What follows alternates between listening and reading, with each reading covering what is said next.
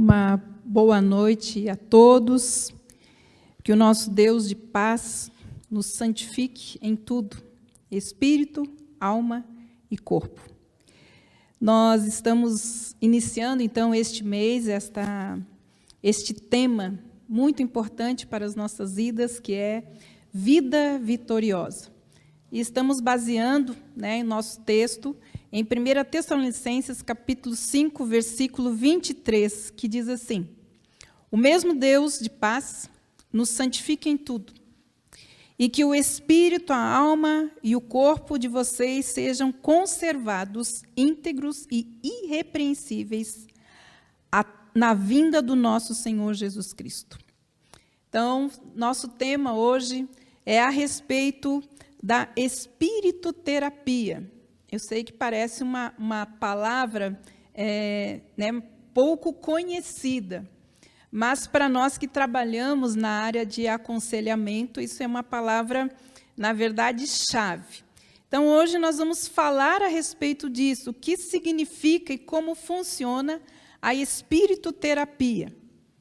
E uma das coisas importantes que nós precisamos entender, então, ela é uma palavra que ela é utilizada dentro do aconselhamento centrado em Cristo, Então, nós tivemos este curso, essa matéria, já faz quase 20 anos que eu trabalho na área de aconselhamento, e esse tem sido, então, a dinâmica do nosso aconselhamento, é tratar as pessoas sempre baseado, então, em Cristo.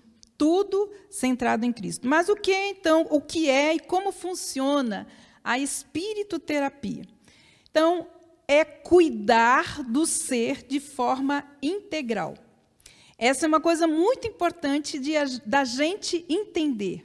É cuidar do ser de forma integral, como um ser único e singular que foi criado por Deus a sua imagem e a sua semelhança.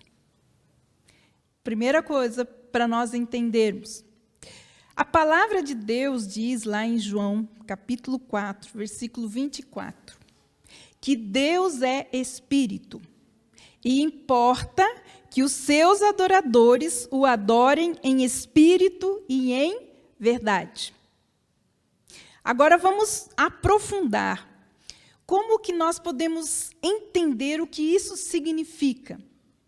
Para que a gente seja um adorador em espírito e em verdade, nós precisamos compreender como nós mesmos, compreender a nós mesmos, olhando, então, exatamente para esse fato, sermos feitos à imagem e semelhança de Deus, seres singulares e únicos. Nós precisamos ter essa concepção de como nós fomos feitos e como nós funcionamos.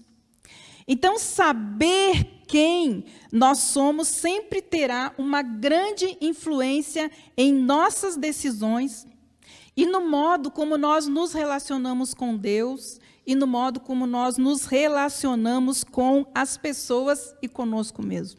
Eu sempre falo que o maior inimigo meu sou eu mesma. O nosso maior inimigo é o nosso eu, somos nós mesmos. Então, nós precisamos entender que nós somos seres espirituais. A espiritoterapia trabalha exatamente com essa concepção, que nós somos seres espirituais. Cabe a cada um de nós saber, então, que a nossa identidade é uma identidade espiritual e que ela influencia o conhecimento que é dado pelo Espírito Santo de Deus sobre nós, sobre o funcionamento, então, desse espírito, desta alma e desse corpo. Então, nós precisamos entender o que as Escrituras declaram, que nós somos seres espirituais. As outras filosofias tratam a gente apenas como parte fragmentada. Mas nós precisamos entender o que a palavra de Deus declara a respeito da nossa identidade espiritual. Então, nós vamos ver que nós somos constituídos de 3 partes: espírito, alma e corpo. É isso que a espiritoterapia faz, quer dizer, que o aconselhamento centrado em Cristo faz. Ela nos define como seres espirituais e que precisamos entender isso. Então, nós vamos ver o nosso primeiro texto. Vou usar 3 textos, mas os irmãos podem procurar mais em casa. 1 Tessalonicenses 5:23, nós já falamos aqui, diz assim: o mesmo Deus de paz os santifique em tudo, e que o espírito, a alma e o corpo de vocês sejam conservados íntegros e irrepreensíveis na vinda do nosso Senhor Jesus Cristo. Aqui nós já temos uma definição: espírito, alma e corpo. Somos seres espirituais, nossa identidade é espiritual. Então, olha só, Hebreus capítulo 4, versículos de 12 a 13. Os irmãos anotem, depois podem averiguar. Hebreus, capítulo 4, versículos de 12 a 13, nos diz assim: porque a palavra de Deus é viva e eficaz, e mais cortante do que qualquer espada de 2 gumes, que penetra até o ponto de dividir alma e espírito, juntas e medula, e é apta para julgar os pensamentos e os propósitos do coração. E não há criatura que não seja manifesta em sua presença. Pelo contrário, todas as coisas estão descobertas e expostas aos olhos daquele a quem temos que prestar conta. Uma coisa importante, as pessoas confundem espírito e alma, acham que espírito e alma é a mesma coisa. Não, a palavra de Deus define bem que espírito é uma coisa, alma é outra coisa. Vamos continuar. Mais um exemplo que nós temos foi quando o Senhor Jesus ele estava na cruz. Ele existia, então, no seu corpo, e ele escolheu um ato da sua alma, quer dizer, da sua vontade, para entregar o quê? O seu espírito. Então, ele diz assim: e clamando Jesus, com grande voz disse: Pai, nas tuas mãos entrego o meu espírito. E, havendo dito isto, expirou. Lá em Lucas, capítulo 3, versículo 46, nós temos o que nós precisamos entender como seres espirituais, que as coisas espirituais devem ser discernidas espiritualmente. As coisas espirituais devem ser discernidas espiritualmente. A Bíblia diz, lá em 1 Coríntios, capítulo 2, versículos de 13 a 14, diz assim: as quais também falamos, não com palavras ensinadas pela sabedoria humana, mas com palavras ensinadas pelo Espírito Santo, comparando coisas espirituais com espirituais. Ora, o homem natural não aceita as coisas do Espírito de Deus, porque para ele são loucuras, e não podem entendê-las, porque elas se discernem espiritualmente. Todas as coisas precisam ser discernidas espiritualmente. Paulo escreveu, lá em 1 Coríntios 6,17, Paulo ele traz essa essência de nós entendermos quem nós somos em Deus. E ele fala assim: aquele que se une ao Senhor é um espírito com Ele. Aquele que se une ao Senhor é um espírito com Ele. Então, recorrendo a essa linguagem das Escrituras, nós podemos dizer que o ser humano é um espírito que tem uma alma e que habita num corpo. Nós somos seres espirituais, somos um espírito que tem uma alma e que habita num corpo. Esta é a nossa identidade. O que nós precisamos entender? O nosso espírito é a parte de nós que se relaciona com Deus. A palavra de Deus diz que o Espírito de Deus testifica com o nosso espírito quando nós nos tornamos filhos de Deus. A alma é a parte de nós que se relaciona com outras pessoas. E ela tem 3 faculdades, ou seja, ela funciona de 3 formas. A nossa alma, ela tem a mente, as emoções e a vontade. Então, eu sou um espírito que tem uma alma que pensa, uma alma que sente e uma alma que tem vontade. E que habita o quê? Nesse corpo. Esse corpo é apenas um invólucro, né? É uma casca, é uma caixa. Só isso. Que carrega o quê? O mais precioso, espírito e alma. Então, nós somos seres espirituais, que temos uma alma que pensa, que sente e que tem vontade. E o nosso corpo é a parte de nós que se relaciona, então, com este ambiente. Através do quê? Através dos 5 sentidos. Agora, o que nós precisamos entender, o que aconteceu, que as pessoas acabaram perdendo essa consciência de Deus. Antes do pecado, havia uma interação, havia relações, né? Nossa relação com Deus era sem conflitos. Era uma relação entre espírito, alma e corpo.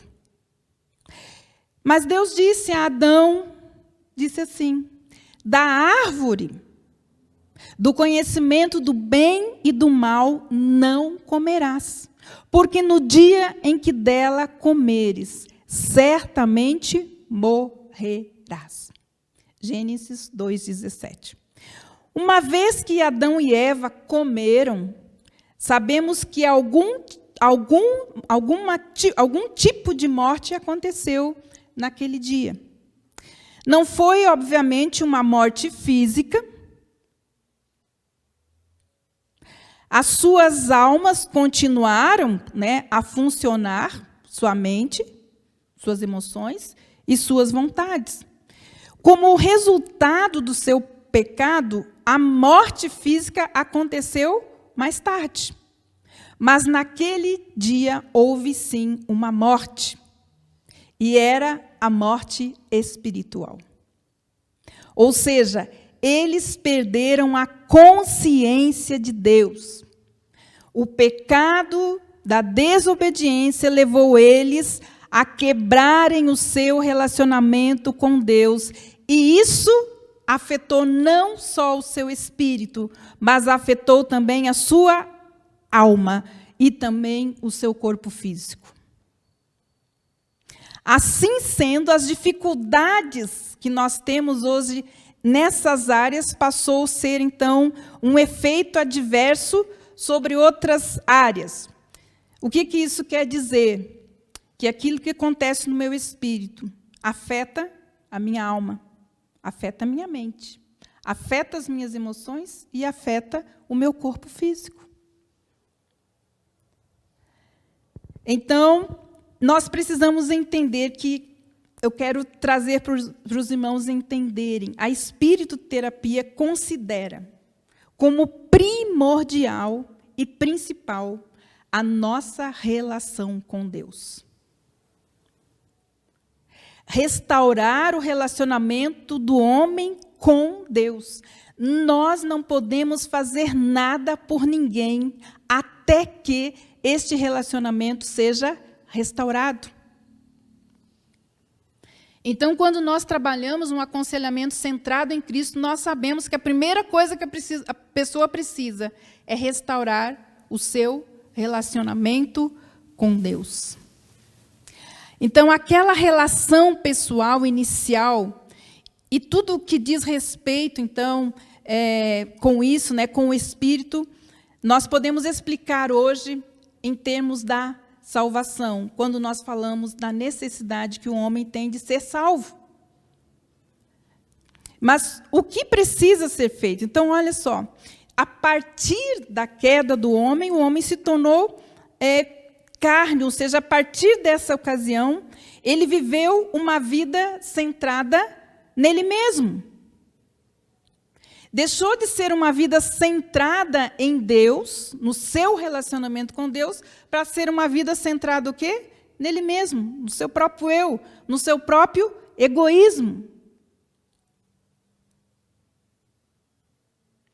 Por isso, a maior necessidade do ser humano é de salvação. Nós não podemos fazer nada com ninguém que não queira o Cristo que salva. Então, a maior necessidade que o homem tem é de salvação, é de converter-se a Cristo, é de nascer de novo, é de ser regenerado, é de ser salvo, é de confiar em Cristo como seu Senhor e seu Salvador. Aceitar a Cristo, receber a Cristo, a salvação é estabelecer uma relação pessoal com Deus, restaurar o seu relacionamento com Deus por meio da fé em Cristo Jesus. A menos que o Senhor Jesus esteja em nossas vidas, é óbvio que Ele não pode fazer mudança nenhuma. A não ser que Cristo seja o centro da nossa vida, como a Natiara cantou. Nada pode ser feito por nós. Ele precisa ser o centro de tudo em nós. Para que mudanças aconteçam, precisa ver isso. A sua entrada na nossa vida provoca, então, o nascimento espiritual, ou o nascer de novo, que é somente o começo da nossa vida em Cristo. Antes de confiar no nosso Senhor Jesus Cristo, em submissão pessoal, nós precisamos que o Espírito Santo de Deus nos convença que nós nascemos pecadores e que necessitamos da salvação. Paulo, ele declara algo muito importante, pois todos pecaram e carecem da glória de Deus. De acordo com a infalível palavra de Deus, Ele nos salva quando reconhecemos-nos como pecadores e quando invocamos o seu nome. Então, depois de termos resolvido essa questão da salvação em nossas vidas, nós temos que aprender a nos alegrar nesta salvação. Eu lembro de Davi, né? Davi orava: dai-me a alegria da salvação. Nós somos salvos. Nós estamos novamente vivendo o nosso relacionamento com Deus através de Cristo Jesus. Nós precisamos nos alegrar na certeza que Deus fez o que Ele disse que faria. Nos perdoou e nos reconciliou com Ele através de Jesus Cristo. As pessoas estão perdendo a alegria da salvação, a alegria de cultuar, a alegria de viver a sua vida em Cristo, alimentando tristeza em sua alma, em vez de alimentar o seu espírito, porque o nosso espírito, ele só se alimenta do nosso relacionamento com Deus. Nosso espírito não se alimenta de mais nada, a não ser do nosso relacionamento com Deus. Se alimenta desta palavra que é Deus falando conosco. Dos nossos momentos de intimidade com Deus, de oração, de súplica diante de Deus. Nosso espírito só se alimenta do relacionamento. Então, o que nós precisamos entender é que muitas pessoas estão perdendo a alegria da sua salvação. E temos que orar como Davi orava: Senhor, sustém-me. Sustenta em mim a alegria da minha salvação. As pessoas que nós, às vezes, chamamos, nós temos alguns dizeres, pessoas neuróticas. O que são pessoas neuróticas? Dentro, então, da espiritoterapia, pessoas neuróticas são aquelas pessoas que a maioria das vezes desejam sentir mais do que crer.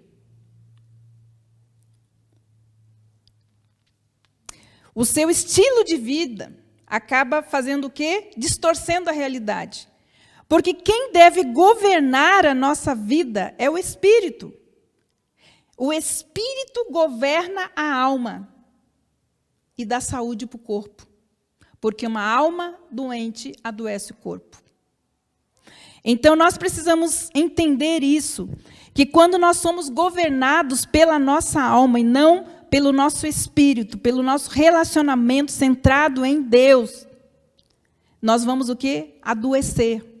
Adoecer o quê? Nosso corpo, nossa mente, nossas emoções e a nossa vontade. Podemos estar, então, seguros que a nossa relação com Deus é inquebrável, é eterna, e nós estamos seguros, sim, nesta relação. Paulo escreveu lá em Colossenses 3:3. A nossa vida está oculta, escondida, juntamente com Cristo em Deus. A minha vida, a sua vida está escondida em Cristo, em Deus. E o que isso faz na minha alma, ou precisa fazer na minha alma, quando eu tenho um entendimento a respeito da onde a minha vida está guardada? Quando eu entendo isso, eu garanto a vitória sobre os meus medos, meus pavores, meus temores. E sabe por que é tão importante a gente entender isso? Porque a nossa alma é a última a focalizar sobre isso. Por isso que fala assim, que o Espírito está pronto, porque a palavra revelou, o Espírito abriu sua mente, deu um entendimento, pegou.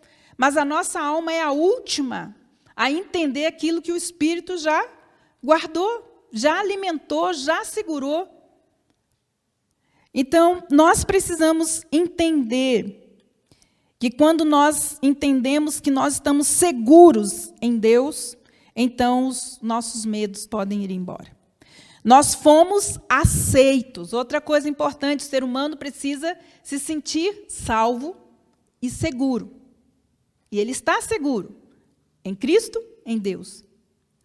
Mas esse ser humano também ele tem a necessidade de aceitação. E a cruz, ela é o exemplo do amor, da aceitação, da segurança, do valor que todos nós temos. É a cruz. Então, a nossa aceitação por Cristo não depende de obra alguma que nós possamos fazer, mas unicamente pela obra realizada no Calvário. Nada que eu faça vai me fazer sentir amado, valorizado, seguro, pertencente, competente ou salvo, a não ser a obra que Cristo realizou na cruz. Se eu entendo isso, eu posso ter vitória, então, contra a rejeição. E é importante, então, nós entendermos que é nessa entrega total, é nessa dedicação, nessa submissão a Deus que nós podemos ter uma vida vitoriosa. Nós precisamos nos entregar de espírito, de alma e de corpo. Nós precisamos buscar a Deus com o nosso espírito, com a nossa mente, com as nossas emoções, com a nossa vontade, com o nosso corpo. Nós precisamos nos entregar para que o Espírito Santo de Deus faça a obra que Ele precisa fazer em nós, até que Ele venha. Então, a entrega total é essencial para sermos totalmente úteis, então, na obra de Deus. Se no nosso espírito nós tivermos certeza da salvação, segurança da nossa salvação, aceitação na salvação e compromisso com o nosso Salvador, toda a nossa vida como cristão será centrada em Cristo. Ele será o nosso Redentor, o nosso Senhor. O nosso aconselhamento deve ser centrado em Cristo. A nossa vida, nossa mente, nossas emoções, nossas vontades têm que estar centrada em Cristo Jesus. A Bíblia, a palavra de Deus, é esse instrumento. Então, a espiritoterapia, um aconselhamento centrado em Cristo, tem como instrumento, como ferramenta, a palavra de Deus. Pois ela é Cristo do começo ao fim. Gênesis 1 até Apocalipse 22, terminando. A Bíblia é Jesus. Lá em Lucas 24, 27, nos diz assim: e começando por Moisés e todos os profetas, explicou-lhes o que constava a respeito deles nas Escrituras. Ela é totalmente centrada em Cristo. Ela é a palavra de Deus. Jesus é a própria palavra, o Logos de Deus. É a própria palavra de Deus. Então, tudo na nossa vida deve ser centrado em Cristo, pois é em Cristo que estão escondidos todos os tesouros da sabedoria e do conhecimento. É em Cristo. É nessa palavra. Colossenses 2,3 fala isso. Em Colossenses 2,3 nos diz assim: e Ele é a nossa própria vida. Ele é a vida em nós. Nosso espírito está vivo porque Ele é a vida em nós. Em Cristo, diz a palavra de Deus, Efésios 1:3, temos toda a sorte de bênçãos espirituais dispostas nas regiões celestes para todos aqueles que creem, de espírito, de mente, de emoções e de vontade.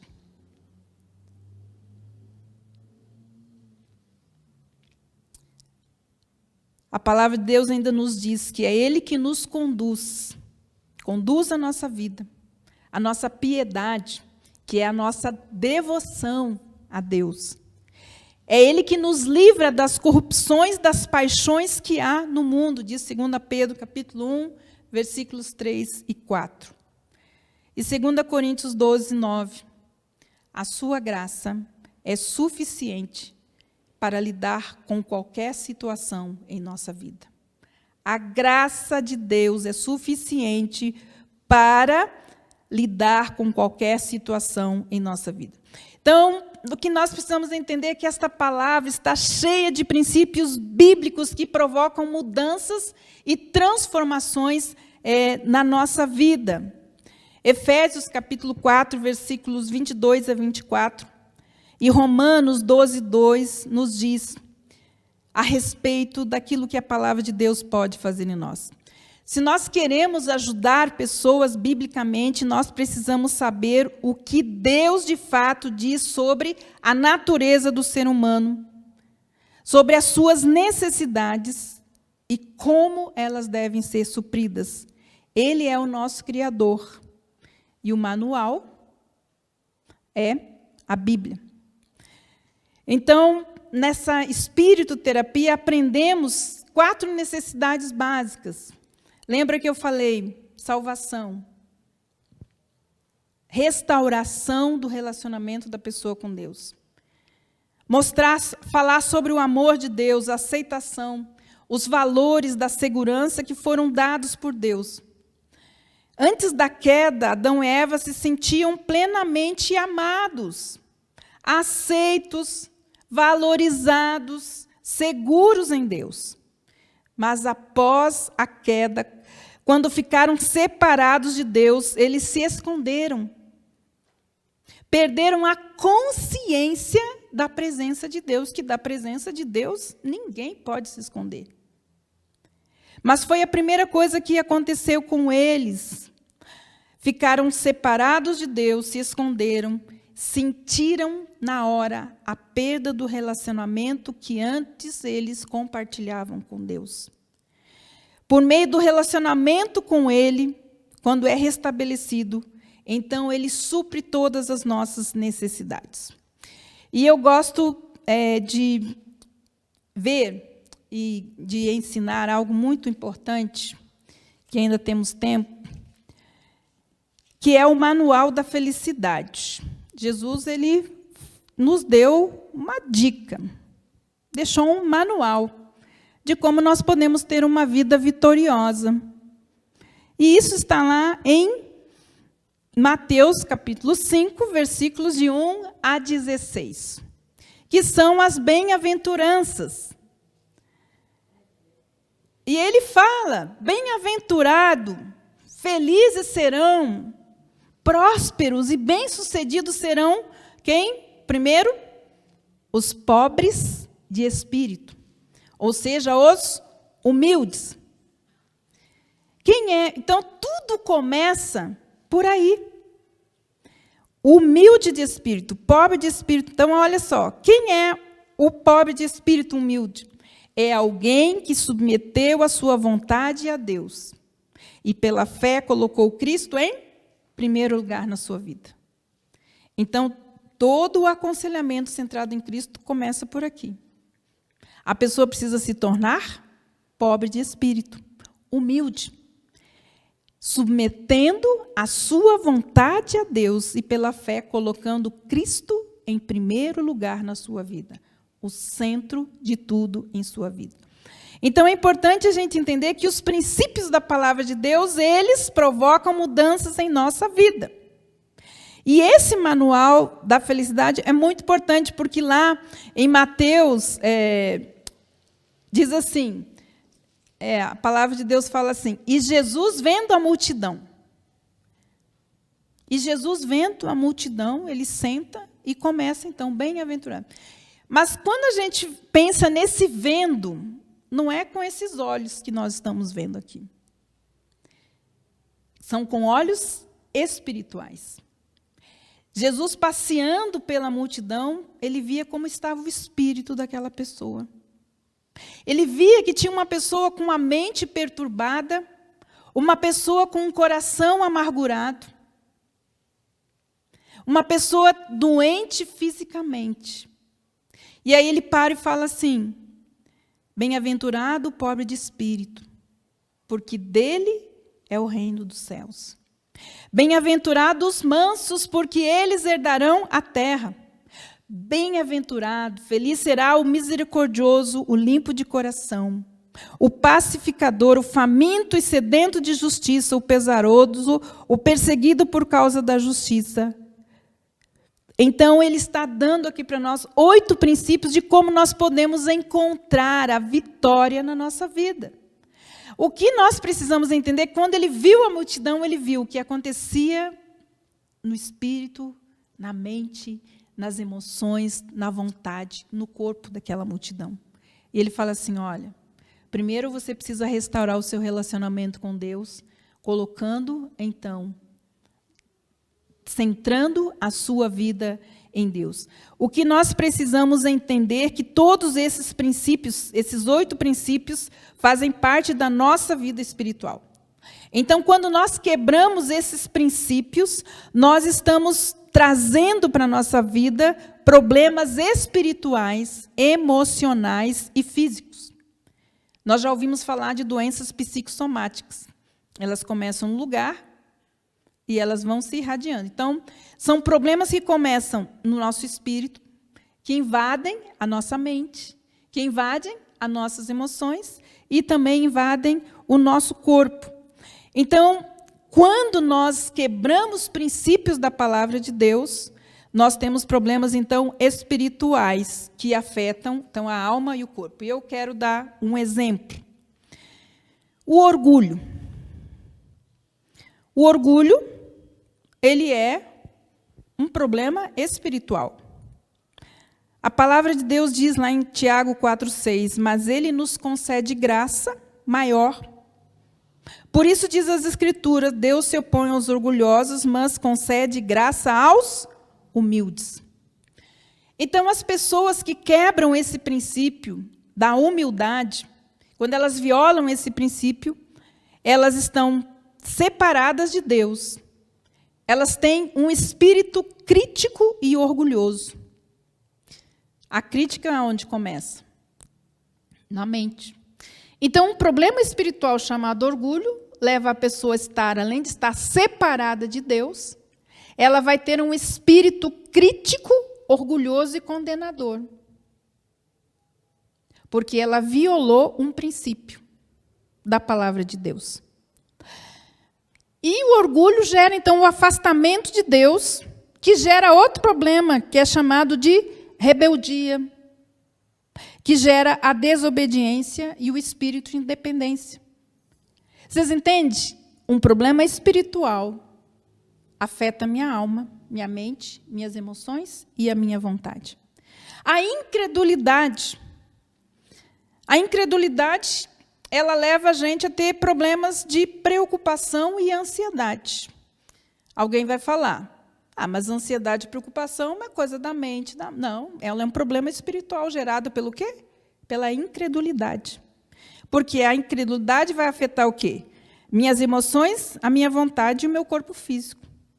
Então, a Bíblia diz, a palavra de Deus diz, não andeis ansiosos por coisa alguma, mas em tudo, pela oração e súplica, e com ações de graças, apresentem seus pedidos a Deus.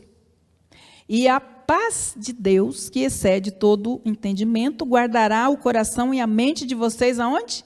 Em Cristo Jesus. Então, olha só, irmãos, quando eu aplico o princípio, ele está me dando uma bênção correspondente, porque todos os princípios da palavra de Deus encerram com uma bênção. Se eu conserto esse princípio, eu sou abençoado, sou restaurado. E é assim que nós trabalhamos num aconselhamento centrado em Cristo. Bem dessa forma como estou falando para vocês. Então, quando nós apresentamos as nossas preocupações e ansiedades a Deus, a paz de Deus vai montar guarda onde? No nosso coração. Vai montar guarda por quê? Para que não entre mais, para que eu não continue alimentando o espírito de ansiedade e preocupação. Mas eu tenho que aplicar o quê? O princípio. Se você está preocupado e ansioso, faça o quê? Vai diante de Deus e entrega aquela ansiedade, aquela preocupação. E a paz de Deus, que excede a todo entendimento, vai ficar montando guarda no seu coração para que você não alimente mais a ansiedade nem a preocupação. O medo. Todo mundo acha que o medo é uma questão psicológica. Não, o medo é um problema espiritual, que vai afetar o quê? A sua alma, sua mente, suas emoções e a sua vontade. Então, olha só, o medo, o que significa o medo? O medo é uma desconfiança do amor de Deus. O medo é gerado quando nós não confiamos no amor de Deus. E nós vamos ler, vamos abrir lá, não precisa abrir, irmãos, 1 João 4, 16 a 18. Eu vou abrir a minha Bíblia, porque eu gosto dessa tradução. Quando eu atendo as pessoas, eu gosto de usar essa, porque elas entendem um pouco melhor. 1 João, capítulo 4, 16 a 18. 1 João. E diz assim na minha tradução: portanto, no amor não existe medo. Medo é um sentimento, ok? No amor não existe medo. Seu perfeito amor por nós afasta todo medo. Se estamos com medo, é porque tememos o castigo. E isto mostra que não estamos completamente convencidos de que Ele realmente nos ama. Portanto, o nosso amor por Ele vem como resultado dele ter nos amado primeiro. Então, a palavra de Deus diz que o amor afasta todo medo. Que amor? O amor de Deus. Se eu estou com medo, aqui está dizendo a palavra que eu estou desconfiando do amor de Deus por mim. Então, é um problema espiritual que afeta o quê? Minha mente, minhas emoções e a minha vontade. A rebeldia. Rebeldia é um problema o quê? Espiritual. É um problema espiritual que cria sofismas, baluartes, fortalezas na mente contra o conhecimento de Deus e a lei de Deus no nosso coração. Salmo 68:6 diz assim: Deus faz com que o solitário viva em família e liberta aqueles que estão presos em grilhões, mas os rebeldes habitam em terra seca. O que isso está querendo dizer para nós? Que a rebeldia nos leva a viver em terra árida, onde nada dá. Vou me esforçar, vou trabalhar, vou fazer, mas nada prospera, nada cresce. Por quê? Porque a rebeldia é um problema espiritual. E a rebeldia se levanta na nossa mente, né? Usa as nossas emoções e usa a nossa vontade para se rebelar contra Deus e contra a sua lei. A falta de perdão também é um problema espiritual que causa o quê? Na nossa alma, amarguras e ressentimentos. Quebra alianças e relacionamentos, a falta de perdão. Mateus capítulo 6, versículo 12, diz assim: nós oramos a Deus, perdoa as nossas ofensas, como também nós perdoamos as pessoas que nos ofendem. E essa questão do perdão, irmãos, é a maior. Se você chega a uma pessoa, você sabe que todo ser humano tem problema com perdoar. A maioria dos problemas são relacionados à falta de perdão. Mas sabe por quê? Porque o crente não tem... E falo crente, porque eu atendo a maioria, dificilmente eu atendo um que não seja. São os cristãos. Porque quem tem a consciência do tamanho, do volume, do perdão eterno que recebeu, perdoa. Não fica esperando sentir se vai perdoar. Fica esperando que a pessoa reconheça que errou contra ela. Não. Quem tem noção do volume, do comprimento, da altura, do perdão que recebeu pela eternidade toda, não fica esperando para perdoar. Sabe por quê, irmãos? Isso tem a ver com identidade. Os filhos de Deus perdoam. E não importa o ato que foi praticado contra ele, ele precisa perdoar. As doenças que nós estamos vendo hoje, elas são causadas pela falta de perdão. Nós somos governados por leis em todos os aspectos da nossa vida. Temos leis espirituais que governam nosso espírito. Temos leis psicológicas que governam a nossa alma e temos leis físicas. Todos nós, como seres humanos, temos necessidades humanas que precisam ser satisfeitas para que tenhamos uma vida espiritual vitoriosa, para que cresçamos em Cristo e, como corpo de Cristo, a expressão de Deus aqui na terra. Não é isso que nós estamos vendo. Porque nós estamos doentes. Porque não aprendemos a perdoar. Porque não temos consciência daquilo que Deus fez por nós. Nós também temos necessidades biológicas, desejos do corpo atingidos pelo pecado. Nós, sim, precisamos reconhecer que precisamos de um redentor que resgate o nosso coração da idolatria. Sabia que nós também somos idólatras? Nosso coração é idólatra. Qualquer coisa que você coloque no lugar de Deus para suprir sua necessidade de salvação, de amor, de valor, de pertencimento, de competência, é um ídolo no seu coração. E isso nos afasta de Deus. Porque Deus odeia a idolatria. é necessário nós voltarmos para a suficiência de Cristo como nosso Redentor e Senhor. Ou seja, Ele nos redimiu, Ele quer nos libertar, é Ele que nos reabilita, é Ele que repara, que salva, que resgata do cativeiro, seja Ele qual for. Então, eu gostaria de... Posso orar, pastor? De orar, para que a gente possa entender que aquilo que afeta o nosso espírito vai afetar a nossa alma, nossa mente, nossas emoções, nossa vontade, e pode trazer doenças para o nosso corpo.